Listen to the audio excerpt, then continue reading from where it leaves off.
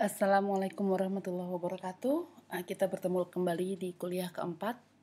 Kali ini mengenai aplikasi nanoteknologi bagian pertama, itu kita di sini lebih menyoroti mengenai food technology. Jadi aplikasi-aplikasi nanoteknologi dalam bidang food technology. Nah, sebelumnya mungkin pernah jelaskan bagaimana development of nanoteknologi, perkembangan nanoteknologi dari 1959 ketika Robert Feynman pertama kali mencetuskan konsep mengenai nanoteknologi dengan semboyannya, yaitu there are plenty rooms in the bottoms. Mulai dari tahun 59 sampai tahun 2011 sudah banyak sekali perkembangan nanoteknologi yang ditemukan oleh para ahli. Bagaimana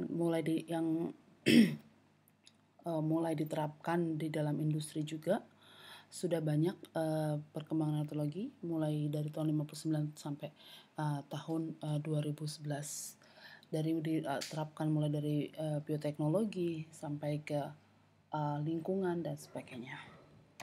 Nah, aplikasi nanoteknologi dalam daily life itu cukup banyak.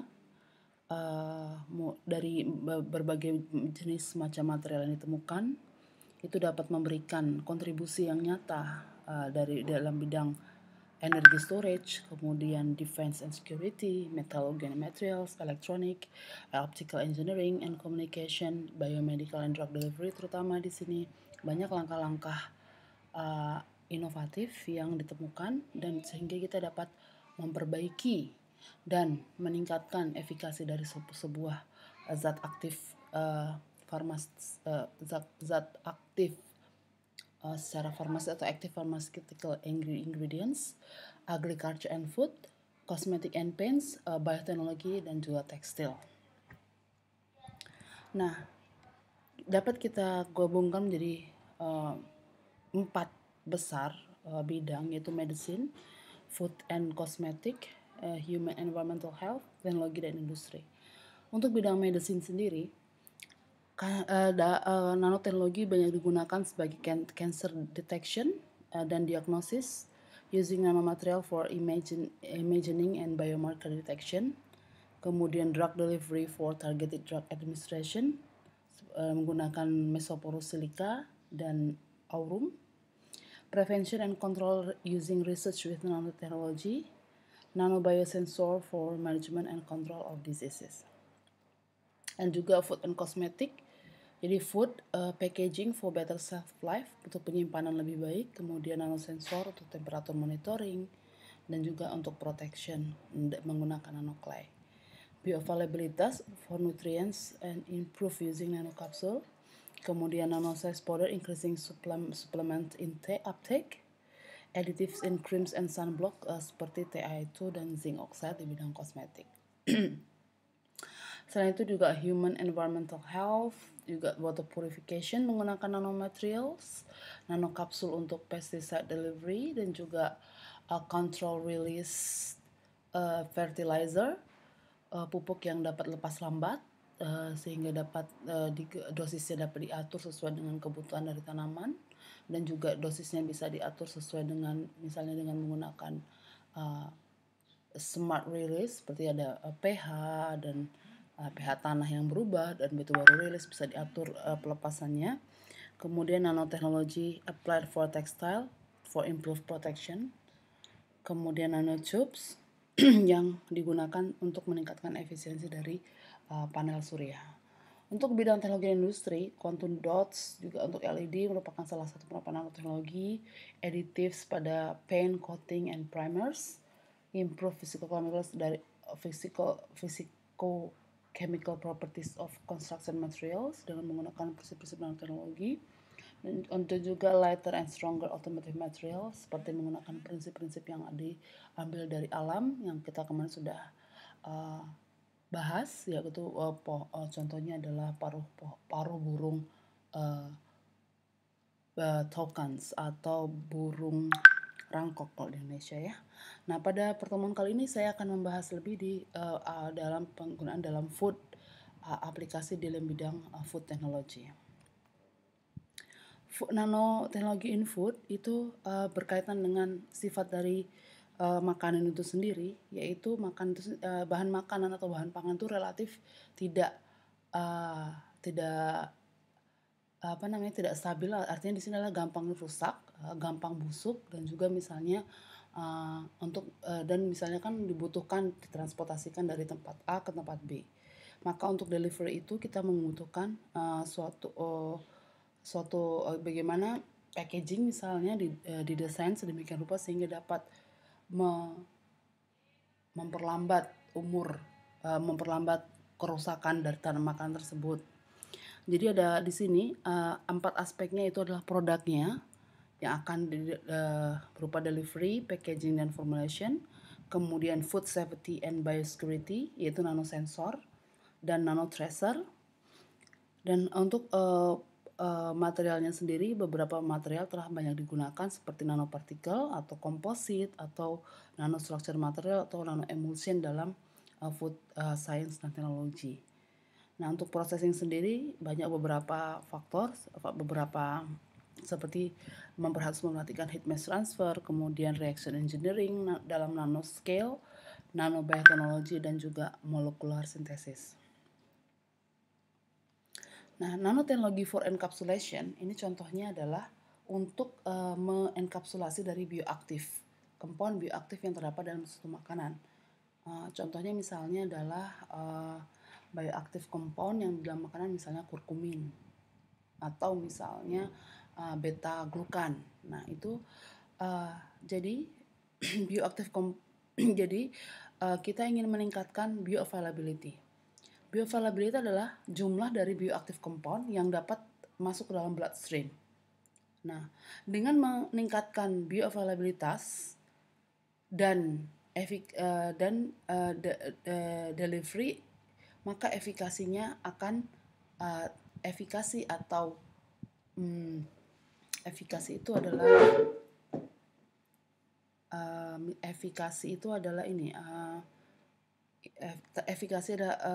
akan terimprove. Efikasi adalah khasiat, ya, sehingga bioaktif compound ini harus dienkapsulasi, ya. Enkapsulasi salah satunya menggunakan nanopartikel atau dalam bentuk nanokapsul atau nanospares, sehingga dia bisa menjebak atau mengentrap bioaktif compound dan sehingga functional properties dari bioaktif tersebut dapat terjaga. Jadi kita dapat terjadi preservation, pengawetan dari fungsi dari makanan tersebut. Nah, kenapa menggunakan nanopartikel? Karena di sini kalau kita menggunakan nanopartikel, surface area akan meningkat, sehingga dan dengan ukuran yang kecil juga efisiensi delivery akan meningkat, kemudian solubility. Jadi seperti contoh kurkumin itu dia mempunyai solubilitas yang rendah dan juga hanya solubilitas yang rendah, sehingga dengan diformulasikan menggunakan nanopartikel dalam bentuk nanoemulsi atau nanokapsul atau nanospares, dia dapat memperbaiki solubilitasnya dalam air, sehingga lebih banyak yang masuk ke dalam tubuh kita dan bisa masuk ke dalam bloodstream atau aliran darah. Dengan meningkatkan bioavailabilitasnya, maka biological activity-nya dapat diperbaiki dan dapat meningkatkan dan bioavailabilitasnya dapat meningkat. Jadi aktivitas meningkat sehingga bioavailabilitasnya akan meningkat. Nah, contohnya adalah seperti ini. Mengenkapsulasi bioaktif, contohnya ini bioaktifnya, dan ini kemudian nanospares tadi ini dalam bentuk liposom contohnya. Nah, kita bisa mengentrap atau membungkus si bioaktif ini dalam suatu matriks nanomaterial. Nah, seperti contohnya adalah kalau kita makan nagasari. Nah, nagasari ini, pisangnya ini kita ibaratkan sebagai zat aktifnya, dan ini terbungkus atau terselimuti oleh si tepung ini. Nah, tepung ini adalah nanopartikelnya. Nah, sehingga nanti suatu saat akan rilis bioaktifnya di tempat tertentu dia akan rilis atau terdegradasi si pembungkusnya ini.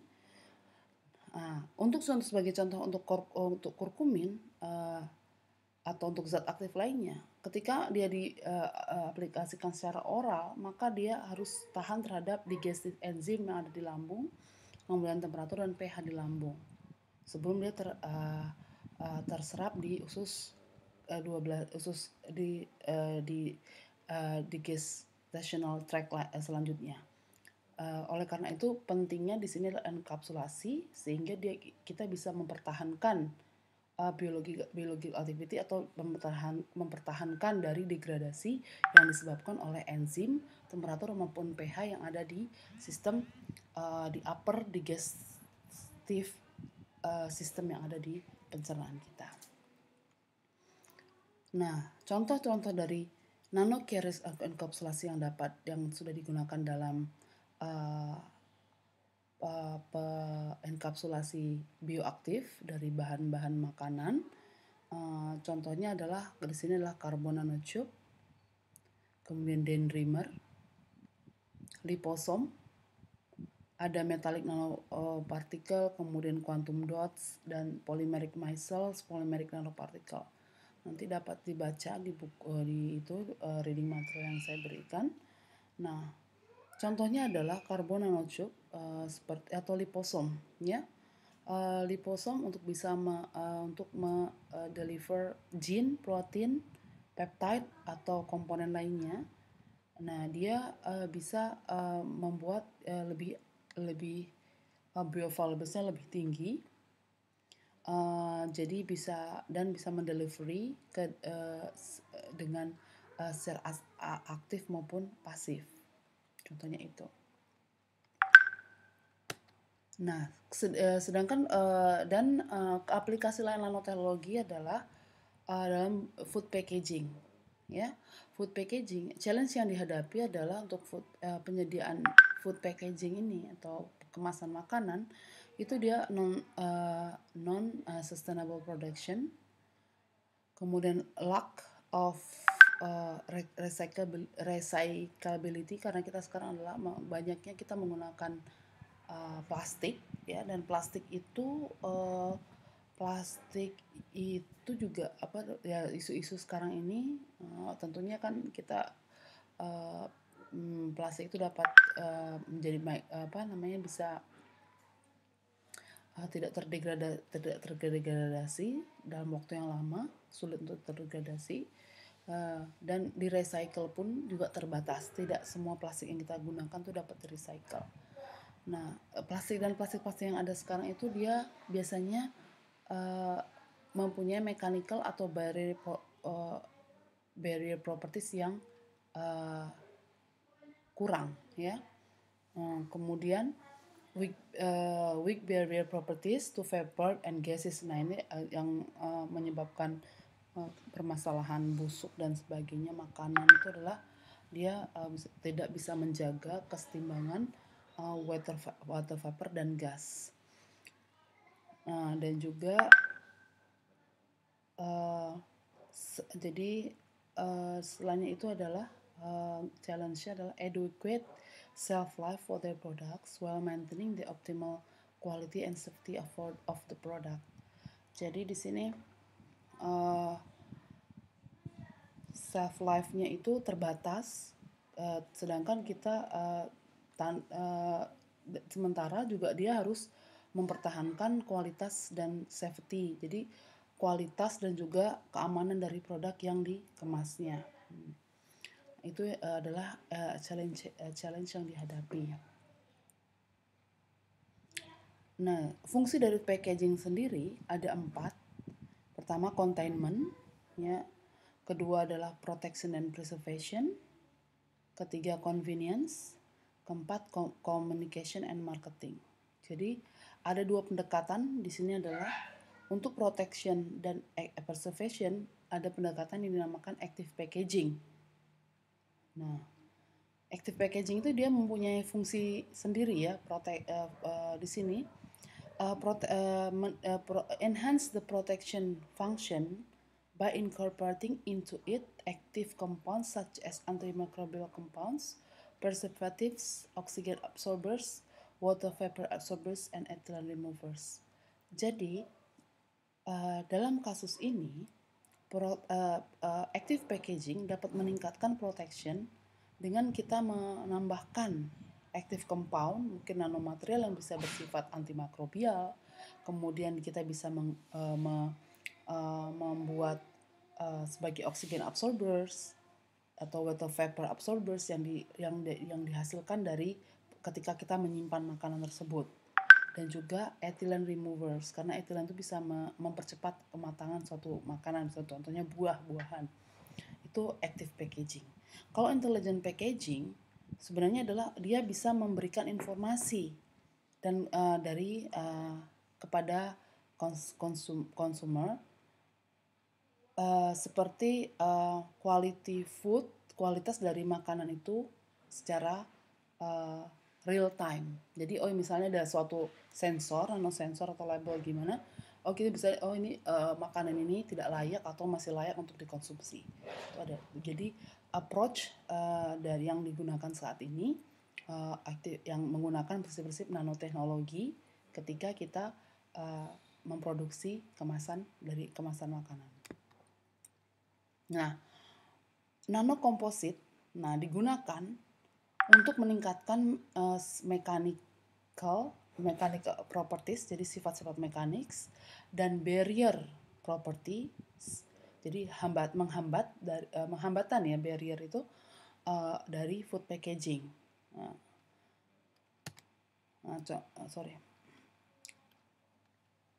Nanokomposit teknologi sudah digunakan, sudah terbukti dalam sebagai material yang dapat meningkatkan sifat mekanis dan seperti dari biopolimer dan juga sintetik termoplastik. Jadi contohnya dalam polimer itu kita continuous phase-nya adalah polimer, dan disperse phase adalah disperse phase, filler, dan reinforcement agent.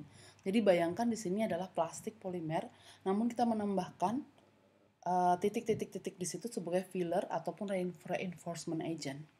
Nah, ilustrasinya seperti begini. Ini polimer sebagai continuous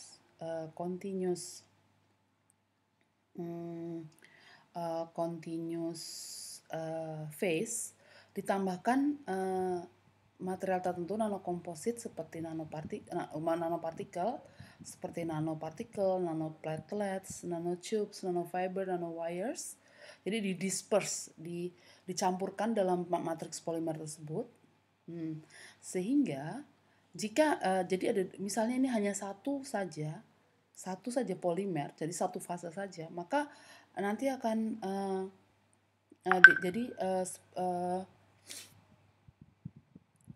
difusi dari udara, oksigen ataupun uap air ke dalam packaging itu, ke dalam kemasan itu langsung aja. Jadi lurus, straight diffusion path. Jadi weak, hambatannya rendah. Jadi, karena tidak bisa menghambat masuknya uap air atau oksigen ke dalam kemasan tersebut, sehingga nanti akan dapat mengganggu, dapat mempercepat kebusukan dari makanan tersebut. Nah, sedangkan kalau nanokomposit ini dia dapat membuat jalur difusi itu semakin berbelok-belok, jadi kayak belok-belok kanan, belok-belok seperti begini. Nah, sehingga dia dapat jadi oksigen atau air tidak langsung bisa masuk ke dalam makanan tersebut, tidak mempengaruhi ke dalam makanan tersebut. Nah, jadi fungsinya dari nanokomposit ini adalah jadi dia dapat menjadi barrier dari masuknya, penghambat untuk masuknya oksigen dan air yang dapat mempengaruhi kualitas makanan. Nah, ini adalah contohnya adalah seperti ini. Jadi kalau itu lurus saja, kalau tanpa nanokomposit, sehingga namun menggunakan nanokomposit seperti nanopartikel, nanoplatelets, memakai nanopartikel, nanotubes, nanotubes, nanofibers, nanowires, kita dapat